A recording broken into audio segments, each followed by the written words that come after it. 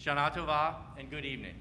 For the second year in a row, I can confidently state that this is, once again, not how I envisioned giving this speech. I have started writing and stopped again a few minutes later, countless times.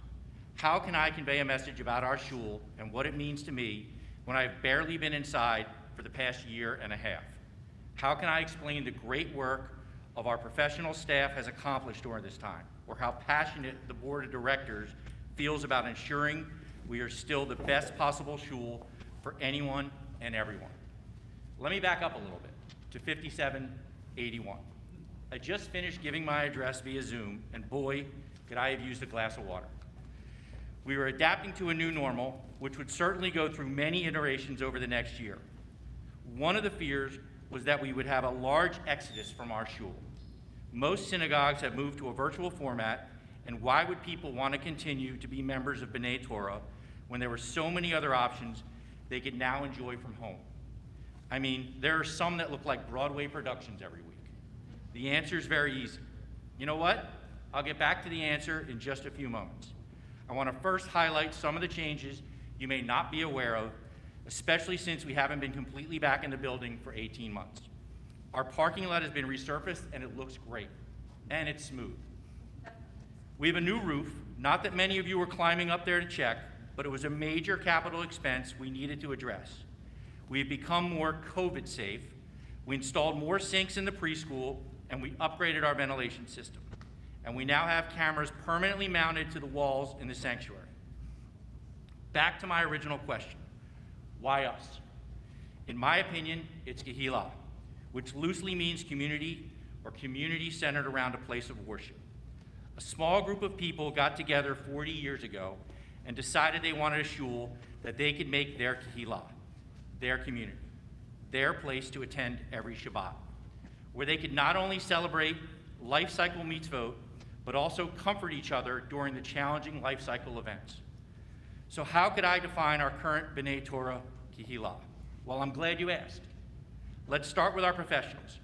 Our senior rabbi, Rabbi Joshua Heller, has been with us for over 15 years. Being that he never sleeps, and I'm sure many of you have received an email at 2:30 a.m. from him, perhaps we're not counting his tenure correctly. Not only is Rabbi Heller our spiritual leader, he is also called upon by our entire conservative movement to assist and sometimes champion positions such as, how do I count a minyan on Zoom? But that doesn't take away from his passion for our shul and wanting to ensure everything is personal. Interesting tidbit about Rabbi Heller. Did you know he went to Harvard? I hope I don't get in trouble for violating rabbi president privilege. Speaking of rabbis, we're lucky we found Rabbi Hillel Konigsberg. We'll refer to him as Rabbi K. Or should I say, we're lucky that he chose us. It has been exciting to watch him grow from a young rabbi to, well, a less young rabbi. I'm excited to meet his daughter, Alana, in person. I'm confident she'll lighten up the room just as Jonah does whenever he enters. Of course, there is our executive director, Natalie Sarnat. I'm sure most of you know how hard she works during this high holiday season, whether it's answering your calls, texts, or emails, or the aspect she was always at every event. Well, it's not unique to the high holidays. Nat is always like this, regardless of the time of year. All those items that I mentioned earlier, parking lot, roof, etc., Nat was playing general contractor for those projects, all while ensuring the rest of the shul staff had everything they needed to continue to operate a world-class organization. We're lucky to have such passionate and competent leadership within our shul. When I think of those words, passion and competence, I think about our board of directors. This is my 4th year serving on the board. I told that story last year. And I'm continually impressed with the acumen we have on our board. Initially, I was concerned when I learned certain people's tenure was ending, but I have been, once again, blown away by the passion and competence everyone shows for our Kehillah. We made a decision this past year to change our dues structure a little, specifically for brand new members.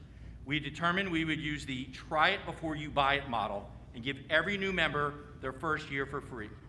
We know if we can show them our Kehillah, they will want to continue to be members for many years into the future. Speaking of the future, we recently created a new B'nai Torah Foundation, an endowment, to help ensure our long-term viability. This project was spearheaded by our immediate past president, Michael Siegel, and a team he drafted to assist him. Once again, this is for the long-term sustainability, not for the right now. Some of the right now committees you may not be aware of include Backpack Buddies. Every week, a committed group of volunteers gets together and helps feed hundreds of low-income children. We have our Chesed and Kesher committees that ensure there is food for Shiva or after an operation or a new baby is born. We've rolled out B'nai Torah bridges and have already created over a dozen groups that connect members with others who share a certain passion or may be needing support for a specific need.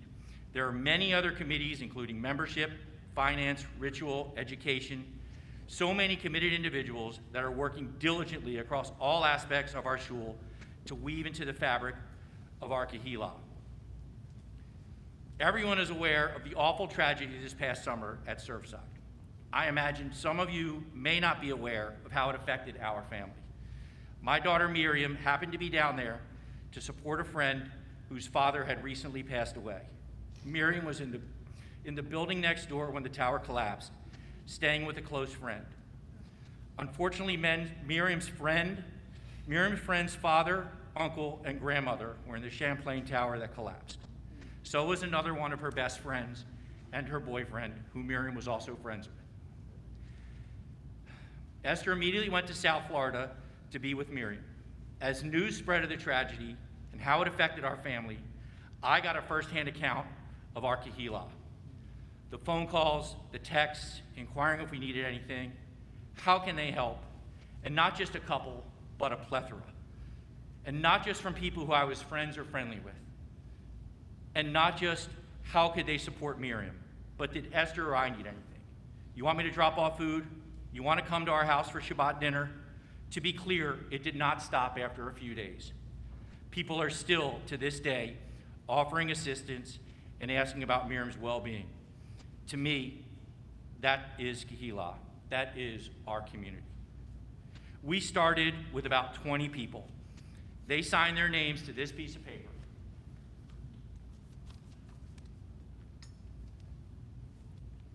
This proudly hangs in our office. We have grown to over 800 family units. Our Kehillah. Membership dues only take us so far. That's why I'm asking for your help, where I need your help. I need you to close your eyes and think about our Kehillah, our B'nai Torah community. In happy times and in challenging times, we are here for you. To celebrate with you during the great times and commiserate with you during the difficult ones. Regardless of the time of the day or the day of the week, always know that B'nai Torah is your Kehillah. If you haven't done so already, after the holiday, please take a moment to make your Kol Nidre pledge. Consider adding $18 or $180 this year, so you know that our Kehillah will continue to be a shining light, not only for you, but for whomever else may need it as well. Gemar Chatima Tova. Thank you. Yashar Koach, Roger.